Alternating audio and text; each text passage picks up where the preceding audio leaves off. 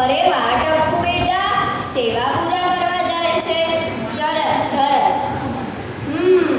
તું તો સેવા પૂજા કરવા જાય છે, પણ મારો જેઠિયો ઉઠ્યો કે નહીં?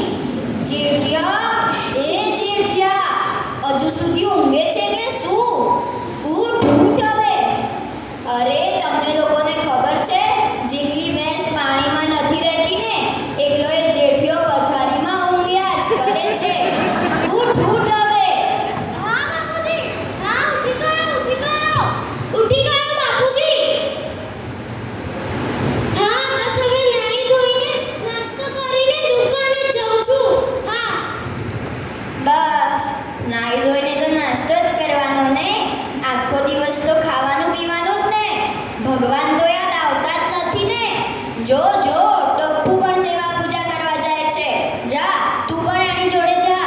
બાપુજી આજે દુકાનમાં બહુ કામ છે, હું કાલે જતો રહીશ. સારું સારું, પણ કાલે જજે. હા જતો રહીશ. દયા, આજે કેરી આવવાની છે, તેનું ભાવતું જમવાનું બનાવી દેજે. હે ટપુના પપ્પા, શું કીધું? કેરી આવવાની છે તો કેરીનો રસ બનાવ કે કેરી માટે ભાવતું જમવાનું? કઈ સમજણ ના પડી. અરે કેરી એટલે મેંગો નહીં, પણ લંડનથી કેરી બેન આવવાના છે. ઓહો કેરી બેન આવવાના છે, જોયું તમે બધા? તો મજા આવી જશે, મજા. તો એમના માટે ભાવતું ફેવરેટ કેરીનો રસ અને ઢોકળા બનાવીશ. હા કેરીને પણ કેરી જ ભાવે છે. સારું, હું દુકાને જાઉં છું. જય જિનેન્દ્ર. જય જિનેન્દ્ર.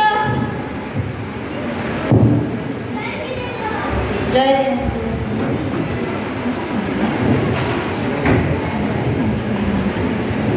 જય જિનેન્દ્ર. કેમ છો બધા? મોજામાં છો ને? કેમ છો છછછી? પગે લાગું. અરે આવો આવો કેરી બેટા. કેમ છો દયા ભાભી? અરે આવો કેરી બેન, આવો. તમે તો સરસ જય જિનેન્દ્ર બોલો છો. હા, છેછાભાઈએ મને નખાર, થર્સનની પીછી, ખરું વંચન અને ખમણ પણ શીખવાડ્યું છે. જોયું આ લંડનવાળા? અરે કેરી બેન, એ ખમણ નહીં, ખમા-સમણ. ઓ યા એ જ. બહુ બેટા, કેરી બેટા, ચલો જમવાનું બની ગયું હોય તો જમવા બેસી જઈએ. હા બાપુજી, ચલો જમવાનું રેડી છે. કેરી બેન તમે ફરાઈ જાઓ.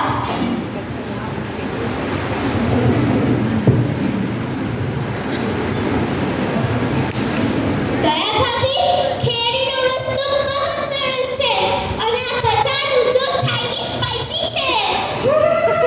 જોયું ફરીથી લંડનવાળા? અરે કેરી બેન, એક કથાણું નહીં, અથાણું. અને થેન્ક યુ મેન્શન લોટ. હા, જમવાનું તો બહુ જ સરસ છે. આજે તો બહુ જ ખાઈ લીધું. ચલો હવે તમે બંને વાતો કરો, હું તો ચાલ્યો આરામ કરવા. હા બાપુ. ઓ માડી રે, ઓ દાદા, ઓ અરિહંત. શું થયું બાપુજી? શું થયું છે છછી? કમરમાં બહુ જ દુખે છે, મારાથી ઊભા પણ નથી થવાતું. હે માતાજી, આ શું થઈ ગયું? મમ્મી હું આવી ગયો. અરે આ દાદાજીને શું થયું? ટપુ બેટા, ચાચાજીને ખમણમાં બહુ જ પેઇન થાય છે. જેજાભાઈને જલ્દી ફોન કરીને બોલાવો. સારું. હેલો પપ્પા.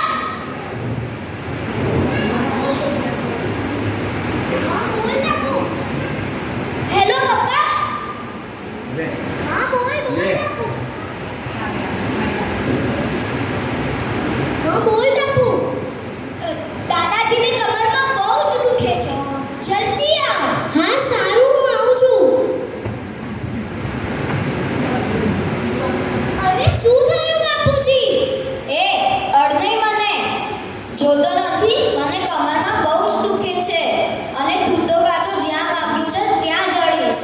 સાવ બબૂચક જેવો છે તું. જા દૂર જા અહીંયાથી. સારું સારું બાપુજી, નહીં આનું. હું ફટાફટ ડોક્ટર હાથીને બોલાવું છું. ના, હું એ હાથીડાને નહીં બતાવું. એ મને ઇન્જેક્શન આપશે, બહુ બધી દવા આપશે. મારે એવું કંઈ નથી કરવું. બોલાવા દો ને બાપુજી. હા હા બાપુજી, એવું કંઈ નહીં થાય. અગર જો જરૂર પડશે તો જ દવા આપશે, બાકી બધું જ મટાડી દેશે. અરે એક વાર કીધું ને, ખબર નથી પડતી ઊંઘમાં છે કે શું? સારું સારું બાપુજી, નહીં બોલાવું. હું ફટાફટ આઈસ પેક લઈને આવું છું. ટપુડા પપ્પા, હું ફ્રીજમાંથી આઈસ પેક લઈને આવું છું. હા ફટાફટ લાય. વાહ છે ભાઈ, લે ટપુ. વાહ છે ભાઈ, ચાચાજી તમને કેટલું ગુસ્સામાં બોલે છે. તો પણ તમે શાંતિ રાખીને એમની સેવા કરો છો. અત્યારે કેવી રીતે મળ્યા સેવા કરનાર દીકરા? ના ના કેરીબેન, એવું કંઈ જ નથી. બાપુજી હમણાં દર્દમાં છે ને એટલે ગુસ્સો કરે છે, બાકી અમારી જોડે શાંતિથી અને પ્રેમથી જ વાત કરે છે. અને તમને ખબર છે, બાળપણમાં હું રમતા રમતા પડી ગયો હતો અને પગમાં ફ્રેક્ચર આવ્યું હતું. તો બાપુજીએ મને એમના ખભા પર ઉચકીને 10 કિલોમીટર દૂર ચાલતા ચાલતા ડોક્ટર પાસે લઈ ગયા હતા. સાચે જ પપ્પા? તમે તો નાનપણમાં કેટલા જાડા હતા અને બાપુજી તો જેવા અત્યારે છે એવા જ પતલા હશે ને? હા ટપુ, તો પણ એમને મારો ભાર ઉચકીને મને લઈ ગયા હતા. અને તને ખબર છે, એકવાર મને ખૂબ જ તાવ આવ્યો. કોઈ પણ દવાથી તાવ ઉતરતો જ નહોતો. તો બાપુજી 2 રાત નહોતા ઊંઘ્યા, ખાલી મારા માથે પોતા મૂકીને મારી સેવા જ કરી છે. તો અત્યારે બાપુજી દર્દના કારણે થોડો ગુસ્સો કરે છે, તેમને સમજવાની મારી ફરજ ના કહેવાય? ખરેખર છે છાભાઈ, તમે તમારી સમજણ જ બદલી દીધી. માતા પિતાનું આપણી ઉપર કેટલો બધો ઉપકાર હોય છે, પણ આપણે તો એની કદર જ નથી કરતા. હા ટપુના પપ્પા, આથી તો મને તમારા પર ઓર માન નથી ગયો. તમે અને દાદાજી તો મારા સુપર હીરો છો. હું તમને અને દાદાજીને ક્યારેય દુઃખ નહીં આપું. વાહ વાહ જેઠિયા, આજે તો તે મારી આંખો ભીની કરી દીધી. આજે તો તે મારી અને તારા